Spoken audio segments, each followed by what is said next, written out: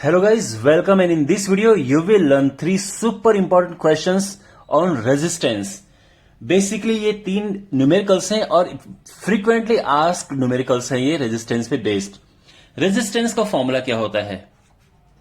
R is resistance, rho L upon A। Rho is resistivity, L is length of the conductor we are talking about. जैसे wire है तो L इसका length हो गया, और A जो है इसका एरिया ऑफ क्रॉस सेक्शन। इसको हम पायर स्क्वायर भी लिख सकते हैं। यूजुअली जो वायर होती है सिलिंड्रिकल शेप की होती है। कहने का मतलब यह है कि जो रेजिस्टेंस है उसका ये फॉर्मूला होता है।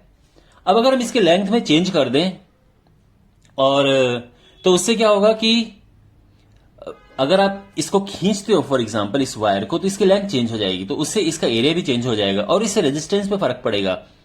इस कॉन्सेप्ट पर बेस्ड आपके पास तीन इंपॉर्टेंट क्वेश्चन मैं इस वीडियो में कराऊंगा। तो पहला क्वेश्चन है ये, a wire has a resistance 4 ohm. तो जो रेजिस्टेंस है वो है 4 ohm. If its length is increased by its double by stretching it. तो हमने वायर को स्ट्रेच किया, उसके खींचा, जिससे कि उसकी length is increased by its double. Find the new resistance. तो हमें नया रेजिस्टेंस पता करना है। देखो अब आप ठीक से समझो, रेजिस्टेंस का जो फॉर्मूला होता है that is rho L upon A। Fine. तो ये सब आप मान के चलो कि ये ओरिजिनल है। ये जो R है ये पुराना रेजिस्टेंस है, रो पुरानी रेजिस्टिविटी है। देखो रो नहीं चेंज होता है, पुरानी लेंथ और पुराना एरिया। अब नए की बात करते हैं तो नया resistance R dash. Resistivity change नहीं होती है बट लेंथ चेंज हो गई। और आप किसी चीज को खींचते हो तो क्या होता है भाई, पतली हो जाती हो। अगर कोई चीज अगर आप उसको स्ट्रेच करते हो तो लंबाई तो बढ़ जाती है, लेकिन उसका जो रेडियस होता है यानी एरिया ऑफ क्रॉस सेक्शन वो डिक्रीज हो जाता है, तो एरिया भी चेंज होता है। यहां तक समझ आ गया? क्लियर? ऑलराइट। अब देखो माय डियर, जो नई लेंथ है वो क्या है। अब यहां पे बच्चे मिस्टेक करते हैं। बच्चे लिखते हैं 2L क्योंकि वो उनको लगता है कि डबल हो गई है, बट इट इज रॉन्ग। उन्होंने बोला है कि डबल से इंक्रीज हुई है। तो आप लैंग्वेज पढ़ रहे हैं, इसमें लिखा है बाय इट्स डबल। तो ध्यान रखना माय डियर, अगर लिखा हो increased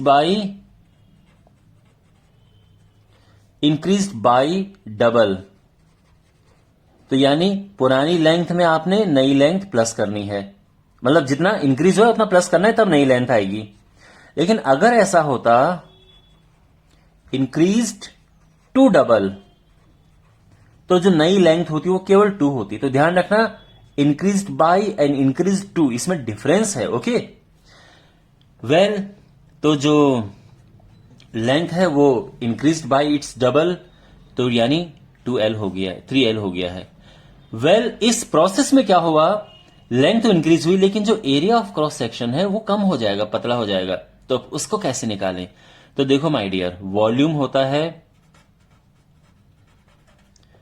area of cross section into length, और वो बाद में भी सेम रहेगा। यानी पुराना एरिया इंटू पुरानी length is equal to new area into new length.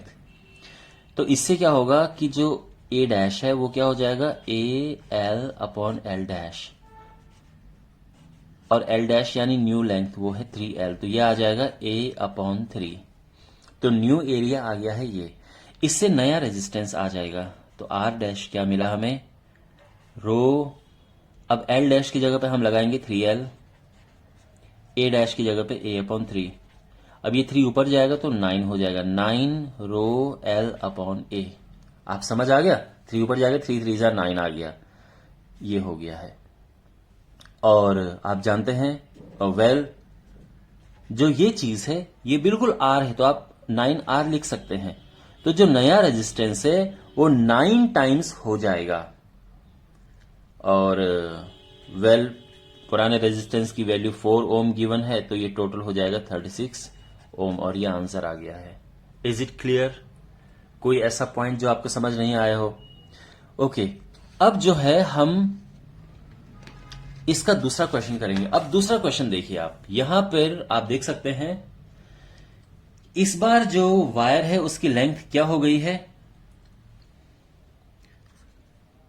देखो जो न्यू लेंथ हो गई है that is n times l। अब आप लैंग्वेज देख सकते हैं, उसमें कहा गया है कि इंक्रीज्ड टू n टाइम्स, तो हमने न्यू लेंथ को nl कर दिया है। अगर होता इंक्रीज्ड बाय n टाइम्स तो हम पुरानी लेंथ में तब l प्लस nl करना पड़ता हमें। तो केवल इंक्रीज्ड टू बोला यानी नई लेंथ बस इतनी हो गई है। अब हम इसका अगेन एरिया निकालेंगे।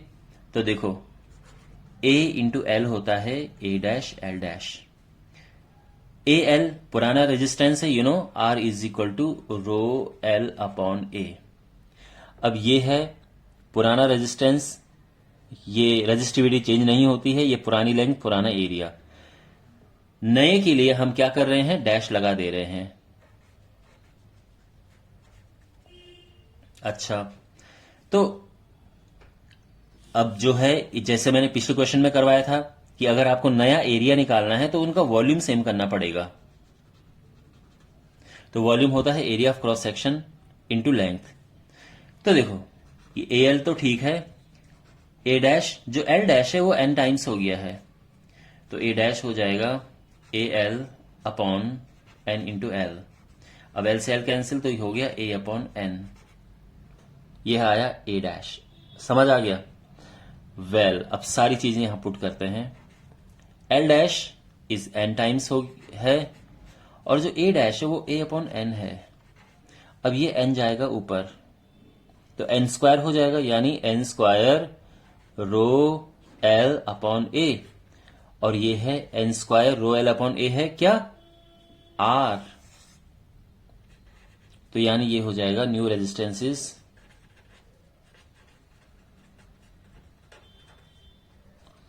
n square times the original resistance।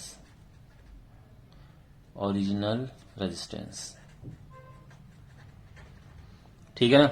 देखो आप नोटिस करेंगे यहां पे टोटल, देखो डबल से तो इंक्रीज होता है लेकिन टोटल 3 टाइम्स हो गया था ना। जब आप किसी चीज को खींच के 3 टाइम्स करोगे तो उसका जो एरिया है, उसका रेजिस्टेंस जो है वो इसका स्क्वायर यानी 9 टाइम्स हो जाएगा। तो आप नोटिस करेंगे यहां पे ये 9 टाइम्स है। अगर आप इसको खींच के 4 टाइम्स बना देते तो उसका जो रेजिस्टेंस है वो 16 टाइम्स हो जाता। तो यानी आप किसी को n टाइम्स खींचकर n टाइम्स बना देते हैं तो उसका रेजिस्टेंस n स्क्वायर टाइम्स हो जाता है। ठीक है ना? वेल, अब इसमें लास्ट क्वेश्चन है और ये क्वेश्चन कहता है कि जो लेंथ है, देखो रेजिस्टेंस का फॉर्मूला होता है रो एल अपॉन ए। जो लेंथ है वो इंक्रीज हो गई है 10%। तो पहले तो ये थी 10% इंक्रीज हो गई है, तो ये हो जाएगा क्या, 11/10 एल। अब लेंथ पे फर्क पड़ा है तो एरिया पे भी फर्क पड़ेगा, है ना? तो एरिया कैसे निकालते हैं, पिछले 2 क्वेश्चन में आपने देखा होगा तो समझ चुके होंगे।